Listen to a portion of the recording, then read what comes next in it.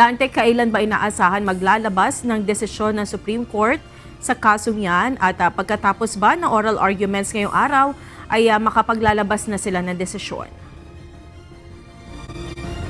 Magandang gabi, Monica. Wala tayong impormasyon kung kailan makapaglalabas ng desisyon ang Korte Suprema. Sa katunayan, Monica, hindi pa kasi tapos ang oral arguments at ngayong gabi kasi pansamantalang tinapos ng 6 p.m. Pero ayon sa Korte Suprema, magkakaroon muli ng oral arguments sa darating na February 25.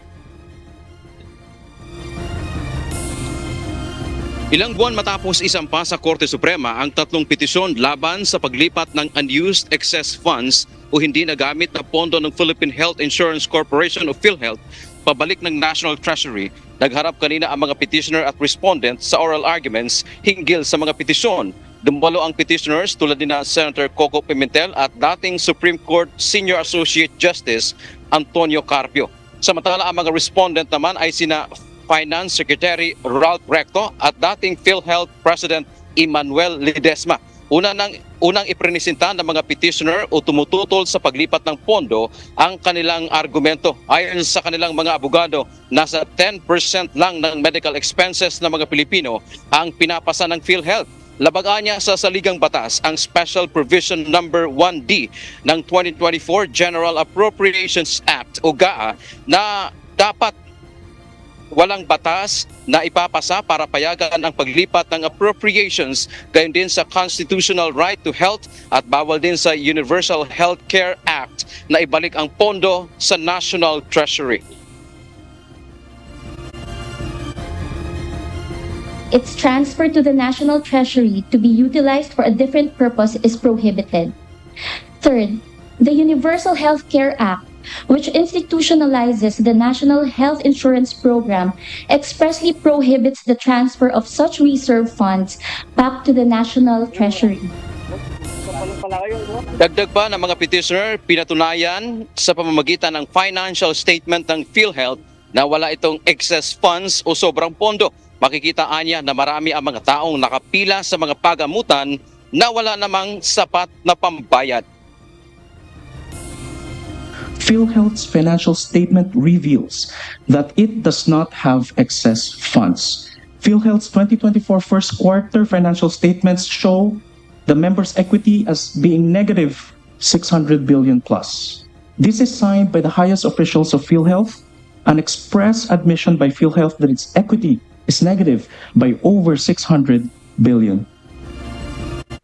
Samantala, Monica, sa panig naman ng pamahalaan, bago ipresenta ng Solicitor General ang kanilang argumento para ipagtanggol ang transfer ng pondo, hiniling ni Solicitor General Minardo Guevara sa Korte Suprema na alisin bilang respondent sa kaso si Pangulong Ferdinand Marcos Jr. Paliwanag ni Guevara, batay sa kaso o sa desisyon sa kaso ni Colmenares versus Duterte, may immunity from suit o hindi maaaring kasuhan ng Pangulo habang siya ay nasa pwesto. The President of the Republic cannot be sued during his tenure. His immunity applies regardless of the nature of the suit against him. I find no reason for the court to depart from this well-settled doctrine. Sa kanyang argumento, binigyang diin ng Solgen na hindi labag sa konstitusyon ang probisyon ng 2024 GAA na kinukwestiyon ng mga petitioner.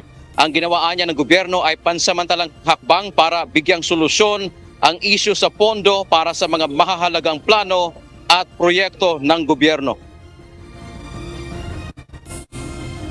I assure the Honorable Court and the people that, contrary to what has been portrayed by some critics, there was no dark or sinister plan behind the transfer of the 16 billion peso fund balance from PhilHealth to the Treasury.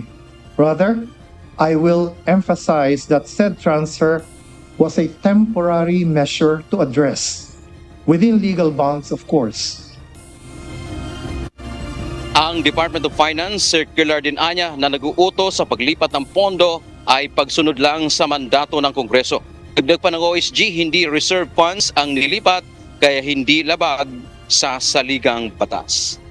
Monica, matapos nga ang pansamantalang nag-adjourn baga yung sesyon ng Supreme Court na naging hudyat din naman sa pagtatapos ng oral arguments, ay sa February 25, alas 2 ng hapon, itutuloy ang pagtalakay dito sa mga isyu kaugnay sa paglipat ng 89.9 billion pesos na pondo ng PhilHealth pabalik ng National Treasury. Sa ngayon kasi, Monica, ay nasa 60 billion na yung nalipat sa National Treasury. So mayroon na lang natitirang 29 billion sa PhilHealth.